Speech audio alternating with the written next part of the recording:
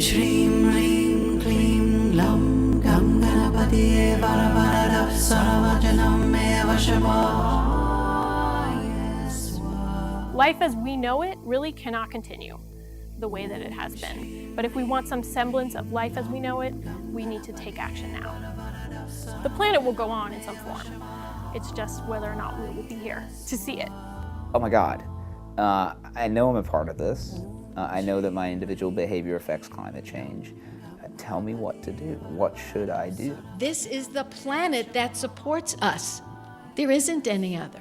This is the issue of our lifetime. Make no mistake about it. There's no way to overstate how important this is. We cannot afford not to do something. I mean, this is our very existence is at stake here, and our children's future, our own future. We can't afford not to do anything. The diamonds and water paradox.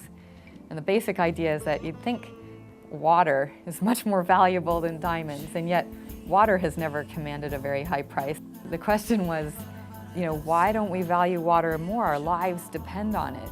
Water is going to be more limiting than energy in the near term. They both are. The two are running on parallel courses of depletion. We're running biodiesel.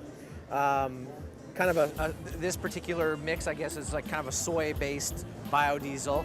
And it's a 0.7 liter Bosch turbo diesel, which we're getting in excess of 70 miles per gallon on. Party want to rock out in. I hope that we will have giant pedestrian promenades which would crisscross the city hundreds of kilometers in different directions, that people will ride bicycles, but not for 1 mile or 2, but for 50, 100, 200 miles. How our children perceive transportation is a major problem. If we can teach them that it is not a weird thing to do or a nerdy thing to do to ride an electric scooter to school. How can we improve the way we do things to reduce the pollution that we're creating? We can live with less. It's almost a rethinking of the American lifestyle, which is more and more and more. And in a way, it's difficult to take yourself back and say, well, we can do with less. Richard Branson offered a couple $1 million recently for somebody to come up with some technological solution to global warming, and I'll give it to him in 2 words: plant trees. This is a tree care event today. Most of the volunteers are high school age students. They care about their community and want to come out and give some time on a Saturday to make a difference where they live. What's my personal motivation for this? Some of it is because I see people go away, with big smiles on their face, and they're happy.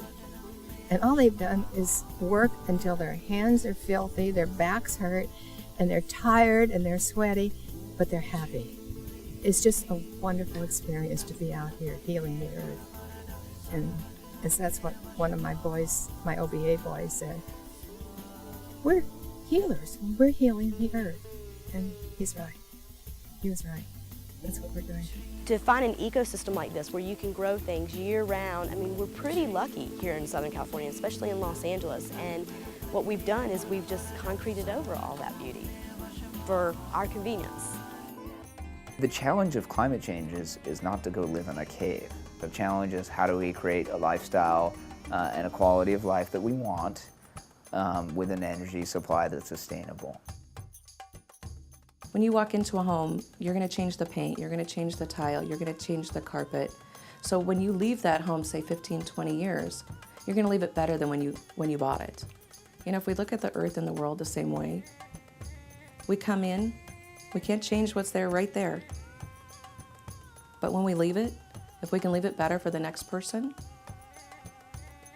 it's just, that's what we should be doing. I was a Marine in the first Gulf War, and I remember being in Kuwait City, being covered with drops of oil, and talking to a friend of mine, he was a Marine also. We're sitting in a foxhole, and we're saying, if we survive this war, let's do like Tom and Huckleberry Finn and go down the Mississippi River. I built myself a raft and went down the entire Mississippi. I could always look left or right and see plastic.